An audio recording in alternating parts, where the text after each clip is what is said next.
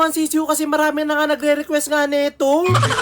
Matapos nga matagal ko nga na paghihintay, sa wakas nga dumating na rin itong mga pinagawa ko nga na pangalan nga ng mga alaga ko ng manok. Simula nga nung nabili ko nga itong mga sisiw ko nga sa harap nga ng simbahan, talagang sobrang dami na nga nagko-comment na bigyan ko nga daw sila ng isa-isang mga pangalan. At dahil malapit na nga rin sila na magkaroon nga ng new home, kaya naman napag-isipan ko nga na bigyan na nga sila ng tigi-isang mga pangalan. Kaya naman kung makikita mo nga yung pangalan mo nga dito nga sa pinapakita ko, talagang congrats kasi magiging kapangalan mo nga yung mga alaga ko ng manok. Itong mga pangalan nga na ito, inilintulad ko nga sa mga pangalan nga ng mga tatay na mahilig na mag-alaga ng manok na mas mahal pa nga nila yung manok nila kaysa sa mga anak nila. Nung nakita ko nga itong mga ID nga ng mga alaga ko, talaga nag-isip nga agad ako kung ano nga yung gagawin ko nga pansabit para nga masabit nga sa kanila. At para nga hindi na nga ako mahirapan nga na maghanap nga na para nga gawin nga lace nga para nga dito nga sa aking mga sisiw. Talagang ito na nga lang mga goma nga ang gagawin ko nga lace nga nila para talaga hindi nga rin na agad matanggal. Kaya naman hindi na nga nagputumpik-tumpik ba't nilagyan ko na nga ng tig-isa nga lace nga itong mga ID nga nila kasi dumidilim na nga yung langit, baka abutin pa nga ako ng ulan. Kaya naman dali-dali ko na nga nilagyan nga itong mga ID nga nila nitong kanila magiging lace nga na goma para nga maisabit ko na nga sa kanila at makita ko nga sa kanila kung babagay nga. So ito na nga mga kapudi, ayan, so finally nalagyan na nga natin sila lahat nga ng pangpasabit para masabit nga natin ito sa aking mga alaga.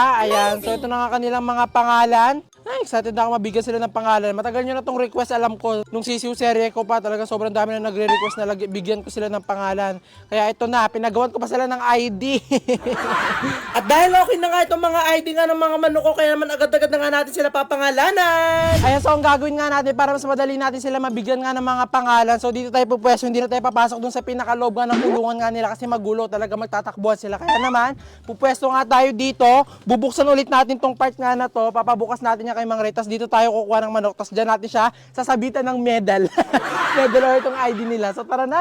Excited ako magkapangalan ng mga sisiw ko. So let's go! Ang parang magiging style nga nitong pagbibigay nga natin sa kanila ng pangalan ay parang graduation. Pinabuksan ko nga kay Mang Ray nga yung pinakabintana dito para mas madali nga natin sila mabigyan. Put na nga lang sa akin ni Mang Ray mga alaga kong manok. At ito na nga finally, mag-uumpisa na nga tayong bigyan nga ng mga pangalan nga itong mga alaga kong manok. So ito na nga, magsisimula ng ating graduation. Okay, ating first honor. So lalagyan na natin siya ng name. So ang pangalan ng ating first chicken. Ayan. Di ba parang raffle? Ito na ang pangalan niya, Chenen. Kapangalan mo agad, Mang Ray. Kapangalan agad ni Mang Ray, oh. Ayan. Oh! Ayan. So, ang pangalan niya ay si Ray. Go next! Ang pangalan niya ay... Tenen! Pedro! Pedro!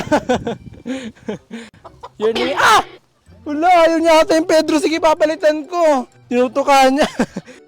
Oh, ikaw na si Tomas. At talagang tuwan-tuwa pa nga ako dito nga sa mga alaga kong manok kasi talagang napaka-choosy nga nila sa pangalan kasi pag ibibigay ko nga yung pangalan talagang tinutukan nila ako at gusto nila yung ibang pangalan. Pero meron nga akong mga manok na talagang nagustuhan nga nila yung mga pangalan na binigay ko. Oh, pogi naman ni Rudy, oh. Nakatingin, oh.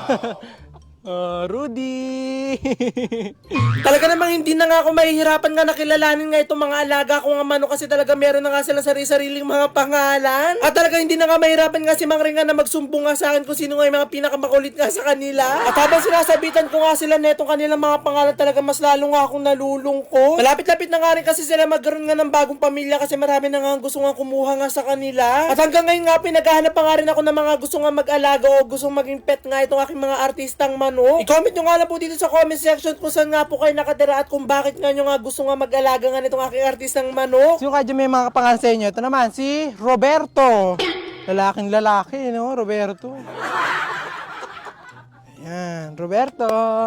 At habang isa-isa ko nga sila nilalagyan ng pangalan, talagang dito ko napagtatanto na talaga sobrang dami pa pala talaga nila. Nakakailang lagyan na nga kasi ako ng pangalan pero hindi pa rin nga talaga sila nauubos at talaga marami-rami pa nga rin akong lalagyan nga ng mga pangalan. Tinatanong ko nga si Mang Ray kung may kumpare nga siya ng kapangalan nga neto mga manok at ang sabi niya daw ay marami. So, meron na lang tayo dito ang dalawa at ang nakakuha ng isang pangalan na Alan ay siya.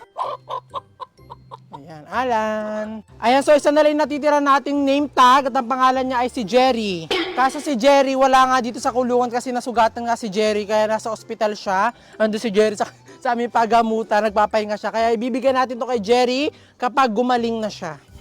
At ito na nga finally, nabigyan ko na nga ng pangalan nga itong mga alaga kong manok ko. Talaga sobrang nga nakakatuwa kasi kaya-kaya ko na nga silang tawagin isa-isa. So yun na nga finally, nalagyan na nga natin sila lahat nga ng pangalan na talagang hindi na nga ako malilito sa kanila at kilala ko na nga silang lahat. Talagang titignan ko lang yung mga ID nila at talagang matatandaan at makikilala ko na agad yung mga alaga kong sisiw na to. Ayan. Hindi manok ang tawag sa kanila, sisiw. Kaya pag meron na nga kumuha nga sa kanila para mag-alaga, hindi na nga mahihirapan sila na pangalanan kasi may mga pangalan na nga yung mga sisiw ko. Kaya naman kung interested nga kayo na alagaan ngayong isa sa mga sisiw ko na to na nilagyan ko ng pangalan, i-comment nyo nga yung lugar nyo tapos kung bakit kayo deserving na alagaan nga itong aking mga sisiw nga na to.